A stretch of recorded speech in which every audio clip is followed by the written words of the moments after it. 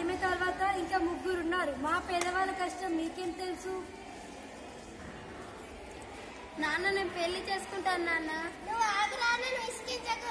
ఏంటండి సుమాడ పెళ్లి జరుగుతుందంటే బండేసుకొని రయ్యమని అనుకొస్తారు. నా కొడుకు ఎంత రంగు చూడండి, నల్ల ఉండదు, మనసు బాగా తెల్ల ఉండదు. నా కోడలు నా ఇంటికి వస్తే రాని లెక్క చూసుకుంటా. ఇప్పుడైతే మీరు చదివిస్తారు, తర్వాత ఎక్కడికైనా తిరగాలి, ఎక్కడ చదివించాలి. అలా ఎందుకు అనుకుంటున్నారమ్మా? ఇప్పుడు మన ప్రభుత్వం కేజీ టు పీజీ ఎన్నో స్కీమ్లను అందిస్తుంది కదా మనకు. అలాగే మన doctor RS Praveen Kumar sir కూడా మనకు వివిధ కోర్సులలో ఉపాధి కలిగే విధంగా మనకు విద్యను అందజేస్తున్నారు. అలా మీ అమ్మాయి మంచిగా చదువుకొని ఒక స్థాయికి వచ్చిన తర్వాత పెళ్లి చేయండి. అవునండి, మీరు బాగానే చెప్తారు.